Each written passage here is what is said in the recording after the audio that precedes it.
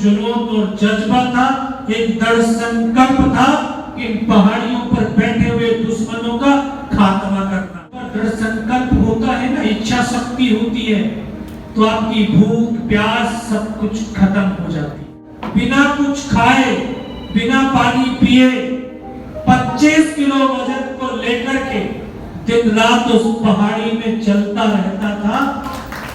दुश्मन की भारी गोलाबारी चल रही थी, लेकिन इन सब की परवाह नहीं करी। बस लक्ष्य एक था कि मेरे साथियों का सामान समय पर वहां पर पहुंचना चाहिए। उस कार्य को पूजा बनाया, खेल बनाया। खेल एक ऐसी चीज है जो आपके डर को खत्म करती है, मन मस्तिष्क को बिल्कुल शुद्ध बना देती है।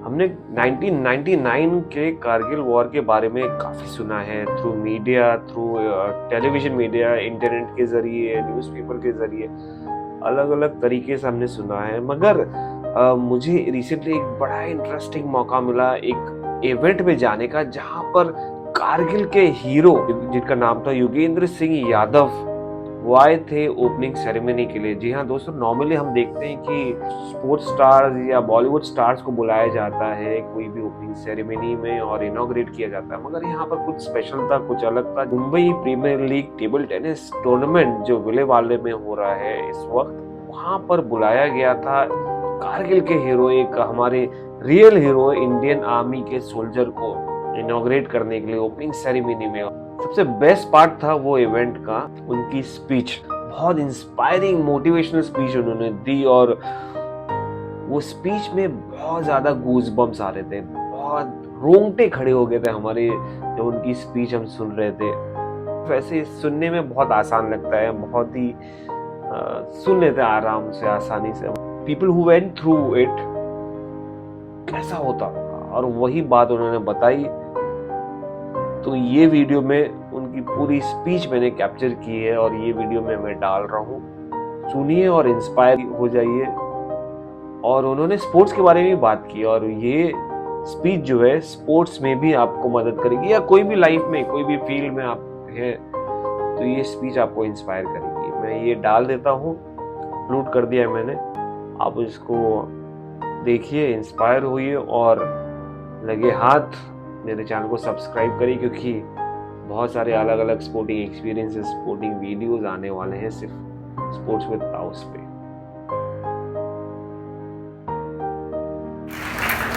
सिर्फ 2.5 साल की सर्विस हुई थी और कारगिल का युद्ध लड़ने का सौभाग्य भी मिल गया।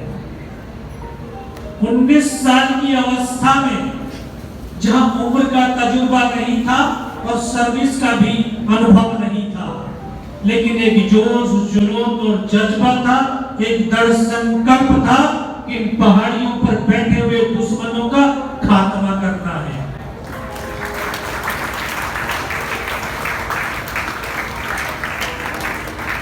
और बच्चों, जब अगर जोश, जुनून और जज्बा, दृढ़ संकल्प होता है ना, इच्छा शक्ति होती है, तो आपकी भूख प्यास सब कुछ खत्म हो जाती है।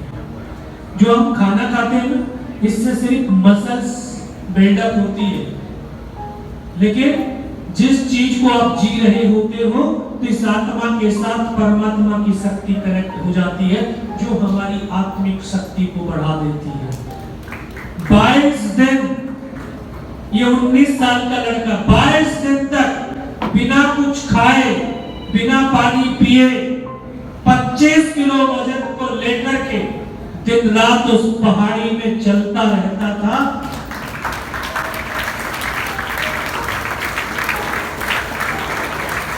जो -20 डिग्री टेम्परेचर वहां का वातावरण था, दुश्मन की भारी गोलाबारी चल रही थी, लेकिन इन सब की परवाह नहीं करी। बस लक्ष्य एक था कि मेरे साथियों का सामान समय पर वहां पर पहुंचना चाहिए। और आप जो काम करते हैं, अगर उसको मैं शुरुआत में बताया कि उसको अगर जीना शुरू करते हैं ना, वो काम नहीं होती, वो पूजा हो जाती है, पूजा।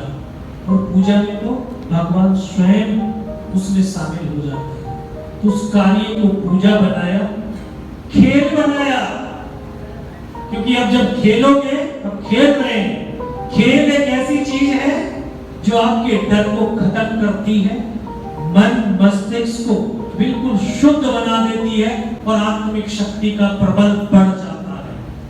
उसमें आपकी शारीरिक, मानसिक, बौद्धिक, आध्यात्मिक ये चारों शक्तियां उसमें निहित हो जाती हैं, वही खेल हो जाता है।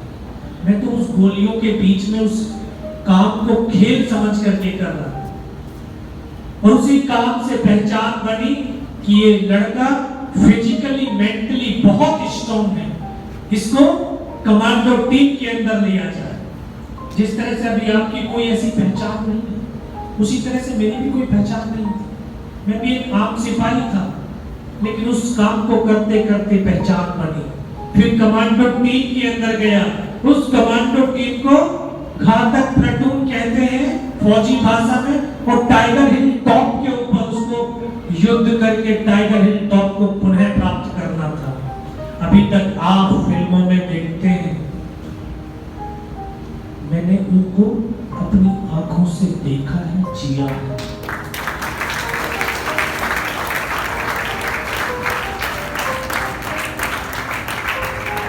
दो रात और एक दिन 16,500 फीट ऊंची पहाड़ी, जिस पर चढ़ना असंभव था, ऑक्सीजन नहीं थी, लेकिन हिंदुस्तान के ये जवान कंधे से कंधा और कदम से कदम मिला करके उस टाइगर हिल टॉप के शिखर की तरफ बढ़ते रहे। और तीसरी रात का वो मंजर आज मेरी आंखों के सामने ऐसे दिखता है, शायद कल की ही तो बात है, 24 साल हो गए। मुझे वो पल याद है कि जब मैं सर से लेकर के पैर तक लहूलुहान था, मुझे मेरा साथी फर्स्ट एड कर रहा था, उसके यहाँ पे गोली लगती है, पूरा सर निकल करके बाहर चला जाता है। जो आप फिल्मों में देखते हैं, गर्दनें कटती हैं, धड़ चलते हैं, कुछ मेरा एक साथी, जिस तरह से अभी आप प्लेयर से एक दूसरे के साथी, एक दो रूममेट भी होते हैं, ऐसे ही हम ट्रेनिंग में एक रूममेट था, मेरे बगल में बैठा, उसके आखिरी शब्द क्या था, और उसको सीने में गोलियां लगती, यहाँ से फेफड़ों के कोने निकलते हुए रिकॉर्ड में लेट जाता है। एक साथी खड़ा होकर के फायर करने लगता, वहीं पर आटे का बम गिरता है, उसकी यहाँ से गर्दन कट करके जमीन पर गिरती है, 2 कदम तक बढ़ जाता है, फिर खींचे।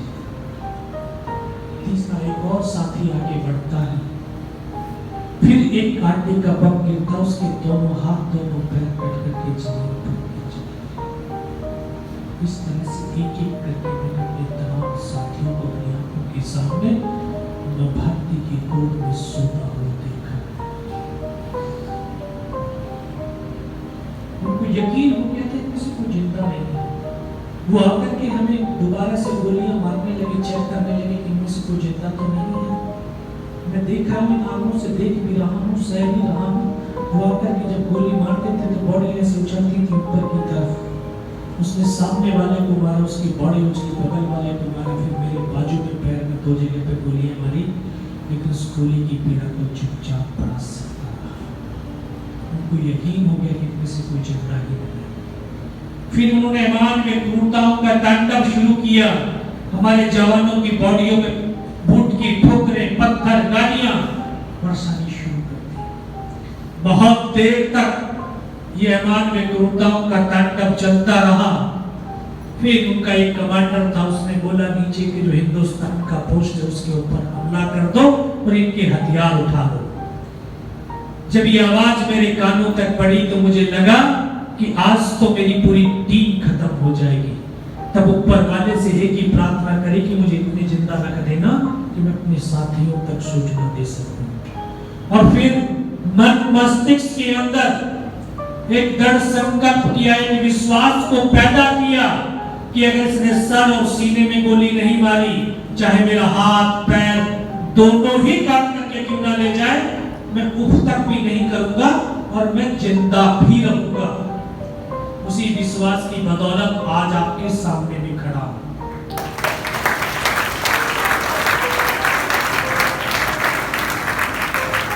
आकर के दोबारा से गोलियां मारने लगे, हथियार उठाने लगे। फिर भी उसने आकर के दोबारा से मेरे हाथ में पैर में गोली मारी। 2 कदम चलने के बाद न जाने उसको कुछ लगा होगा कि ये जिंदा है। उसने राइफल सीने की तरफ करी, तब लगा यार योगेंद्र अब नहीं बचेगा। लेकिन कहते हैं जाको राखी साइया मार सके ना कोई, और इस देश को भारत माँ बोलते हैं।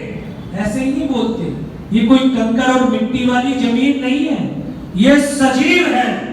मां भारती अपने बेटों की वीरता, शौर्य, पराक्रम और बलिदान को कभी दफन होने ही नहीं देती। शायद क्योंकि उसके बेटों ने कितनी बलिदान कुर्बानियां दी थी, उन्होंने शौर्य दिखाया था, शायद मुझे वो माध्यम मां भारती ने चुना होगा कि इसके माध्यम से बेटों की वीरता, शौर्य दुनिया तक पहुंच सके। तब उसने गोली चलाई तो यहाँ पर बक्स रखा था, पूरी पैंट फट गई थी पत्थरों में चलते चलते। तो उसमें पर्स था, पर्स में कुछ 5-5 रुपए के सिक्के भी थे। शायद इस मां भारती ने वो इकट्ठे कर दिए होंगे। तो जब गोली चली तो जाकर के सिक्कों पे लगी और रिकॉर्ड हो गई। उस गोली के धक्के से, प्रेशर से मुझे भी लगा मैं मर गया हूं। लेकिन अगले ही पल जब पाकिस्तान का जवान मेरा हथियार उठा करके जाने लगा, उसका पैर शायद मेरे पैर से टकराया होगा। तो मुझे एकदम से चेतना आई और अंतर मन से एक आवाज आई, योगेंद्र अभी तक नहीं मरा तो अब मरेगा भी। मेरे पास एक हैंड ग्रेनेड बचा हुआ था, फिर अपने हाथ को टूट करके लटक चुका था, हड्डी निकल के बाहर थी। इस पैर का पूरा मसल निकल करके फट करके बाहर हो गया था। ये हाथ ठीक था। इस हाथ से ग्रेनेड को निकाला, उसके ऊपर ऐसे फेंका। उस पाकिस्तान के जवान को जो ग्रेनेड उसके हुड के अंदर गिरा, निकालने की बहुत कोशिश की लेकिन निकला नहीं। उसका यहाँ से सर फट गया, हमारे ऊपर आकर के पड़ा। जो पाकिस्तान के जवान खड़े हुए थे उनमें खलबली मची कि इनमें से कोई जिंदा है। चारों तरफ से गोलियों की बौछारें शुरू हो गई। फिर उसी बौछारों के अंदर हिम्मत को बटोर कर उस पाकिस्तान के जवान की राइफल को उठाने की चेष्टा करी, हिम्मत करी। ये हाथ तो हिला ही नहीं। एक हाथ से राइफल को उठा करके वहां से ऐसे फायरिंग किया और 4-5 पाकिस्तानियों को और मौत के घाट उतारा।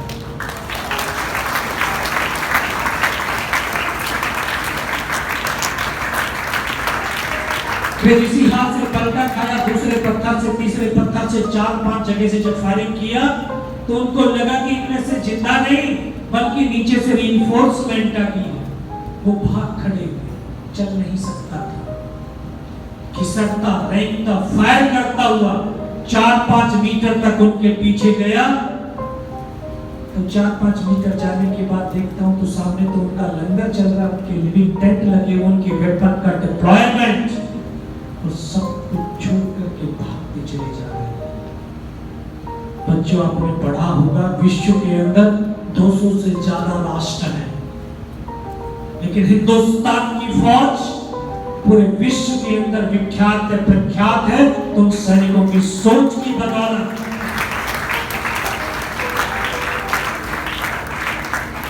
दूसरे देश से 10 जवानों की टीम, उसमें से 3 मर जाते हैं तो 7 भाग जाते हैं, लेकिन हिंदुस्तान के 10 में से 9 शहीद हो जाते हैं तो 10वां भी आखिरी गोली और आखिरी सांस तक अपने साथियों सहजनी को नहीं छोड़ता।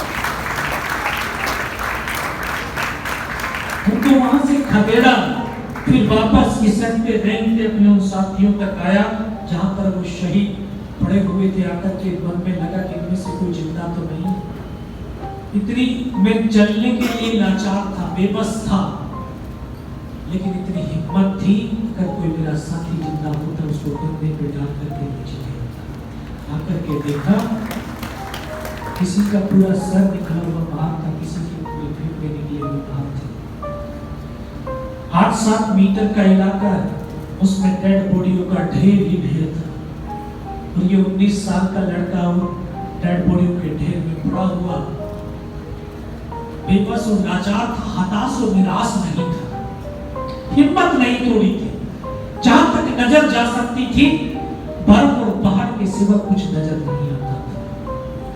पूरी शक्ति को बटोरा, संचित किया, आत्मचिंतन करने लगा। ये आप खिलाड़ी हैं, आपको बहुत इंपॉर्टेंट है, आप अपना आत्मचिंतन करना सीखिए। जब आप आत्मचिंतन करेंगे तो आपको अपनी गलतियों का एहसास होगा कि मैं इस गेम में कहां पर गलती करता हूं। जब आपको अपनी गलती का एहसास होगा तब आपका मन एकाग्र होगा, और एकाग्रता जिस तरह से बढ़ती चली जाएगी उसी तरह से आपका जो गेम है ऊपर और शिखर की तरफ बढ़ता हुआ चला जाएगा। हम 10 आदमी होते खेलने वाले, उसमें से एक शिखर पे पहुंचता, एक डाउन में रहता है। कोच एक होता है, बैट एक होता है, ग्राउंड एक होता है, इन्वायरमेंट एक होता है, लेकिन एक ऊपर चला जाता है, एक नेशनल तक भी नहीं पहुंच पाता। कभी कहां है एकाग्रता की, डिसिप्लिन की, कि हम अपनी एनर्जी, अपनी शक्ति को दूसरे व्यक्तियों के लिए ही खर्च करते रहते, अपने लिए अपनी एनर्जी को खर्च नहीं करते। आप अपनी आत्म शक्ति को बढ़ाइए आत्मचिंतन करके, और आत्मबल बढ़ेगा। तो मैंने भी अपनी चिंतन किया, आत्मबल को बढ़ाया, और जब आत्मबल बढ़ता है तो परमात्मा आपके पास आकर के खड़ा हो जाता है। मैंने उस फल को भी देखा है, जिया है। जब आपकी तमाम शक्ति शारीरिक, मानसिक ये क्षीण होती चली जाती है, लेकिन आस्था, विश्वास और श्रद्धा आपकी बनी रहती है, तो परमात्मा आपका हाथ पकड़ने के लिए आपके पास आ जाते हैं। मुझे तो पता ही नहीं था हिंदुस्तान किधर है, पाकिस्तान किधर है, कहां से जाना, बस चिंतन कर रहा था। तभी उस चिंतन में आत्मा से जुड़ा तो परमात्मा से जुड़ा, तब एकदम से आवाज आई, योगेश इस नाले से नीचे की तरफ चला जा। मैं आश्चर्यचकित था, दिख तो कुछ नहीं रहा है, लेकिन आवाज आ रही है। मैंने उसको इग्नोर कर दिया। हाथ बिल्कुल ऐसे लटक गया था, इसमें ऐसा हमें पीड़ा होने लगी। मन में आया इसको कट गया तो तोड़ करके फेंक देता हूँ। ऐसे पकड़ करके झटका मारा, तोड़ने की कोशिश करी, टूटा भी नहीं। इस चमड़ी अभी उलझी हुई, इसको उठा करके पीछे कमर पे फेंका, बेल्ट में फंसाया, और फिर सोचता, दोबारा से आवाज आई, बेटा योगेश इस नाले से नीचे की तरफ चला जा। फिर उस नाले से लुढ़कता नीचे की तरफ आया। 500 मीटर उस पहाड़ी में पत्थरों में लुढ़कता जब नीचे आया, पत्थर पकड़ करके लटका हुआ था, तब लगा शायद मैं पाकिस्तान की तरफ आ गया। फिर नीचे देखा तो मुझे मेरे साथी नजर आए, वहां से मुझे उठा करके लेके गए। बस उस समय तक बस परमात्मा से एक ही अरदास, एक ही प्रार्थना करता रहा कि लहू बहे तो बहे, सांस चले या ना चले, मेरा राष्ट्र चलना चाहिए और मेरा राष्ट्र बनना चाहिए।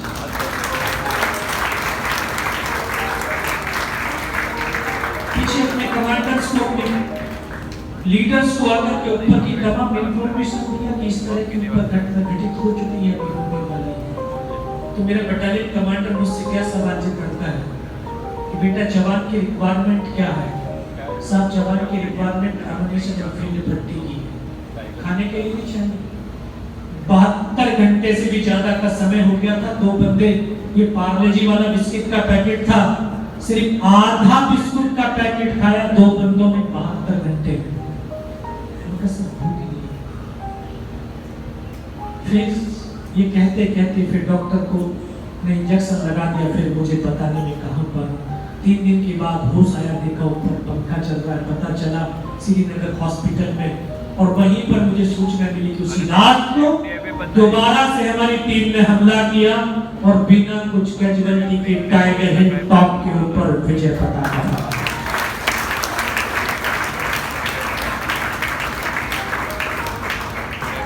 टाइगर हिल की जीत के बाद कारगिल युद्ध का युद्ध हो गया था, सीज फायर हो गया था। और आज हम 26 जुलाई को कारगिल विजय दिवस के रूप में मनाते हैं।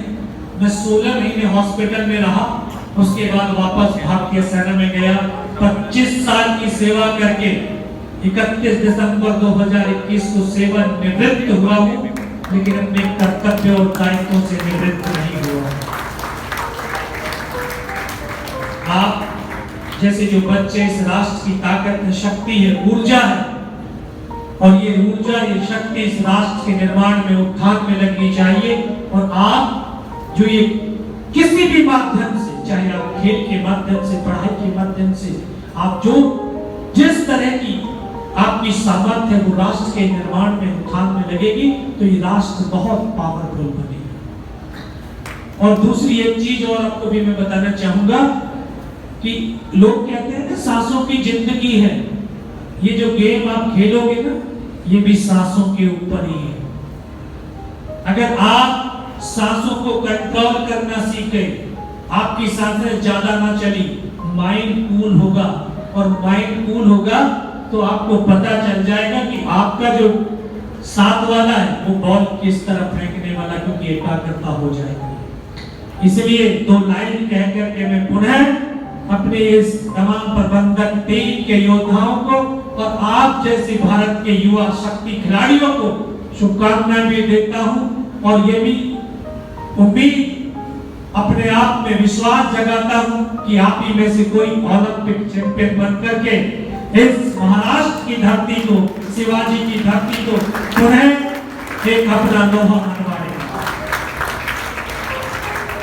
कि ये सांसों के तराने हिंद का नवगान गाएगा, हमारा शौर्य ध्वज लेकर वो चंद्रयान गाएगा, हमारे प्राण माता भारती के पग समर्पित हैं, हमारे लहू का हर कतरा हिंदुस्तान गाएगा, हिंदुस्तान गाएगा।